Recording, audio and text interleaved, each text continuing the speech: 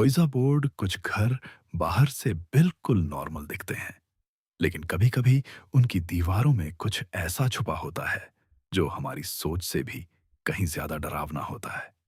ये कहानी दुनिया के सबसे मशहूर पैरानॉर्मल इन्वेस्टिगेटर्स एड और लॉरेन वॉरेन के एक ऐसे केस की है जिसे वे अपनी जिंदगी के सबसे खतरनाक मामलों में से एक मानते थे। The Donovan family haunting. Ted और एलेन डोनोवन अपने बच्चों के साथ हाल ही में एक नए घर में शिफ्ट हुए थे। एक अच्छी लोकेलिटी में बना एक साधारण सा घर। शुरुआत के कुछ महीने सब कुछ बिल्कुल नॉर्मल था, लेकिन 19 साल की पैटी डोनोवन को नई जगह पर एडजस्ट करने में दिक्कत हो रही थी। उसके ज्यादा दोस्त नहीं थे और उसके माता पिता उस पर और उसके छोटे भाई पर काफी सख्ती रखते थे। अपने अकेलेपन को दूर करने के लिए पैटी एक ओइजा बोर्ड घर ले आई। ओइजा बोर्ड एक ऐसा माध्यम माना जाता है जिसके जरिए आत्माओं से संपर्क करने की कोशिश की जाती है। पैटी ने बोर्ड से पूछा, क्या कोई आत्मा मुझे सुन सकती है? तभी प्लेंचेट तेजी से यस पर चला गया। पैटी उत्सुक हो गई और उस आत्मा से अलग अलग सवाल पूछने लगी। उसे पता चला कि वह आत्मा एक 19 साल के लड़के की है। पैटी ने उससे पूछा, क्या तुम मेरे दोस्त बनोगे? आत्मा ने यस में जवाब दिया और प्लेंचेट बॉयफ्रेंड शब्द पर चला गया। धीरे धीरे पैटी उस आत्मा से रोज बात करने लगी और उसे अपना बॉयफ्रेंड मानने लगी। फिर एक दिन उसने उस आत्मा से अपने सामने आने को कहा। तभी उसके कमरे की लाइटें फ्लिकर करने लगीं। उसी दिन के बाद डोनोवन परिवार की जिंदगी बदल गई। घर में अजीबोगरीब घटनाएं शुरू हो गईं। रात के सन्नाटे में दीवारों के अंदर से जोर जोर की थक थक की आवाजें आने लगीं।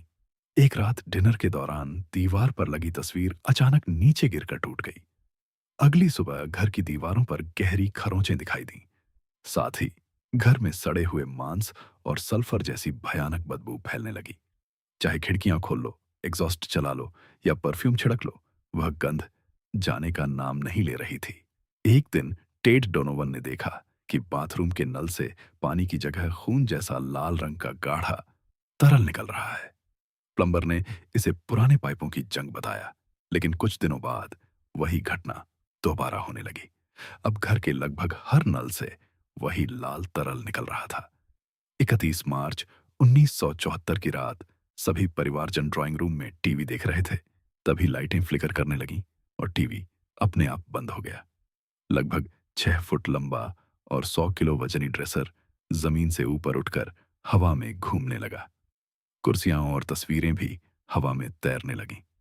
एक काला साया पूरे घर की दीवारों पर फैल गया और किसी जानवर जैसी गुर्राने की आवाज पूरे घर में गूंजने लगी। डर के मारे टेड अपनी फैमिली को लेकर एक होटल में रहने चले गए, लेकिन वहां भी अजीब घटनाएं शुरू हो गईं। लाइटें अपने आप जलने बुझने लगीं और रात में चीखने चिल्लाने की आवाजें सुनाई देने लगीं।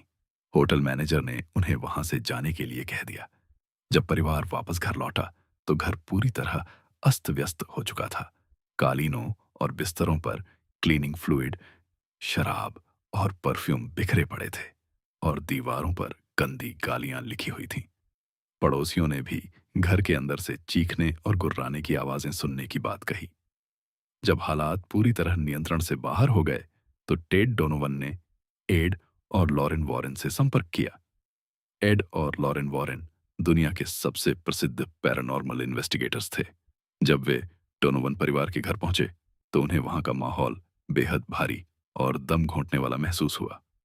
एड ने दीवार पर 2 बार दस्तक दी और कुछ ही सेकंड बाद दीवार के दूसरी तरफ से भी 2 बार दस्तक की आवाज सुनाई दी। जांच के दौरान लॉरेन को पैटी के कमरे के पास एक बड़ा काला साया दिखाई दिया जिसकी आंखें लाल थीं। उसे देखते ही लॉरेन को ऐसा महसूस हुआ जैसे कोई उनकी ऊर्जा खींच रहा हो। घर के बच्चों ने भी बताया कि उन्होंने कई बार उसी साए को अपने बिस्तर के पास खड़ा देखा है। मिसेस डोनोवन ने भी रसोई में किसी अदृश्य उपस्थिति को महसूस करने की बात कही। एड और लॉरेन ने प्रार्थनाएं और धार्मिक अनुष्ठान शुरू किए, लेकिन हर बार जब वे ऐसा करते, दीवारों में जोर जोर से ठक ठक की आवाजें गूंजने लगतीं और मोमबत्तियां अपने आप बुझ जातीं। एक रात मिसेस डोनोवन को महसूस हुआ कि कोई अदृश्य हाथ उनका गला दबा रहा है। जब लाइट जलाई गई तो उनकी गर्दन और छाती पर गहरी खरोंचों के निशान थे। यह देखकर एड और लॉरेन समझ गए कि यह कोई साधारण हॉन्टिंग नहीं, बल्कि एक डेमोनिक इन्फेस्टेशन है।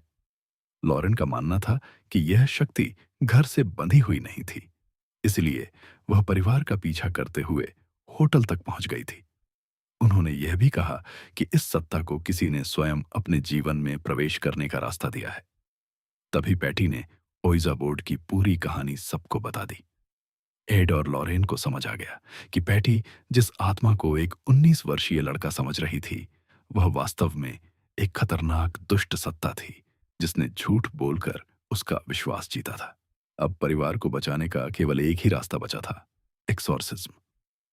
एड वॉरेन ने चर्च से अनुमति मांगी और एक पादरी की मौजूदगी में एक्सॉर्सिज्म शुरू किया गया। जैसे ही प्रक्रिया शुरू हुई, कमरे का तापमान तेजी से गिरने लगा।